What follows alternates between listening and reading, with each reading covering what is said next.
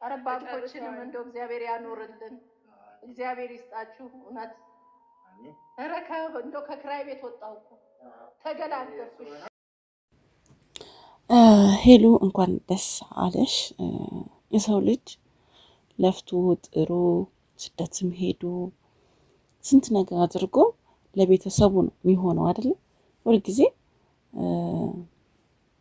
ለእናት ለአባቱ ከእናት ከአባቱም ተርፎ ደግሞ ለእህት ለወንድሙ ነው በቃ ብዙን ጊዜ የሚጠራው የሰው ልጅ እና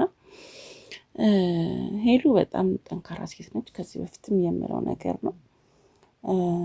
እንግዲህ ለዛሬ እግዚአብሔር አሳክቶላት ቤትን ያህል ገዝታለች። ከዚህም በላይ ደግሞ የሆነ ነገር በቃ ትልቅ ነገር ላይ እንደምትደርስ አልጠራጠርም። ጅማሬያችሁ ሲያምር መጨረሻችሁም ያምራል እና እኔ በጣም ደስ ስላለኝ ስለተሰማኝ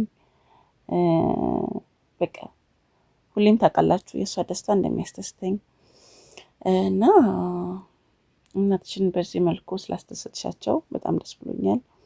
እንደውም የዋዜ ማለት ስጋ ነው ብለሽ አበልተሻቸው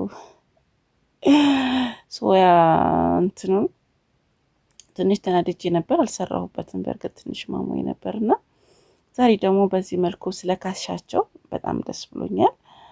እውነት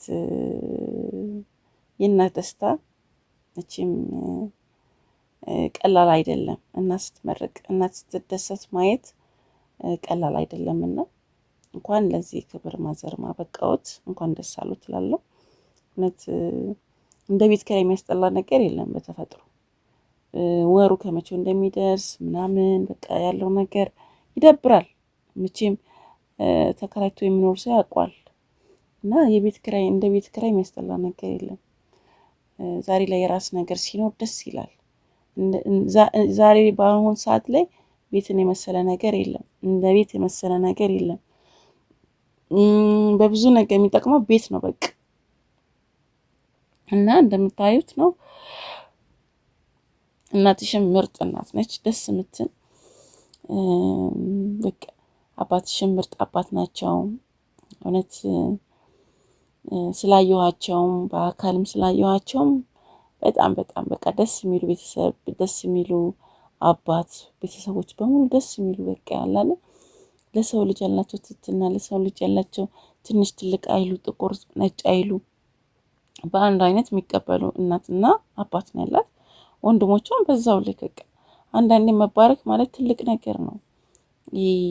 የቤተሰብ መባረክ ማለት ትልቅ ነገር ነው። ነገ ለብዙ ነገር እንትን ይላችኋልና ደስ ይላል። እንኳን ደስ ያለሽ፣ ለዚህ ክብርም እንኳን አበቃሽ ማለት ፈልጋለሁ። እውነት እንግዲህ በስደት ያላችሁ ብዙ ነገር የምትመኙላችሁ፣ ነገ ቤት ኖሯችሁ መኪና ኖሯችሁ ቤተሰቦቻችሁን ለማስደሰት አገሬ ገብቼ እኔ እናቴ እንደዚህ ባደርግላት፣ አቅም ኖሮኝ እንደዚህ ባደርግላት፣ እንደዚህ ብትጦር ምናምን የምትሉ ብዙ ነገሮች አላችሁና እግዚአብሔር ደግሞ የህልማችሁን እንዲያሳካላችሁ ምኞቴ ነው።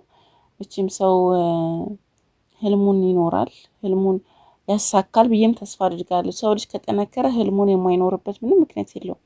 ጠንክሮ ከሰራ፣ ጠንክሮ ከታገለ የማይደረስበት ነገር የለምና አንዳንዴ ደግሞ ስናገኝ ማድረግ ያለብንን ነገሮች ልናስብ ይገባል ብዬም አስባለሁ።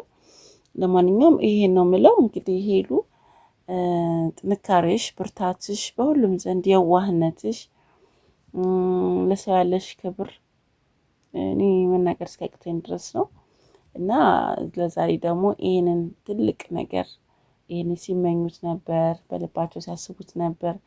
በቃ እንደ ሰው እንደዚህ ቢኖረኝ፣ እንደ ሰው እንደዚህ ባድርግ ምናምን ብለው የሚያስቡት ነገር ይኖራቸው ይችላል። ዛሬ ግን ህልማቸውን አንቺ እውን አድርገሽላቸዋል። ይሄ ትልቅ ስኬት ነው። እግዚአብሔርም እንኳን እረዳሽ እላለሁ። ለማንኛውም ውዶችዬ እንግዲህ እንደ ሄሉ ጠንክራችሁ፣ እንደ ሄሉ መልካም ልብ ኖሯችሁ እናንተም እግዚአብሔር ትልቅ ቦታ እንዲያደርሳችሁ ምኞቴ ነው። ወዳችኋለሁ።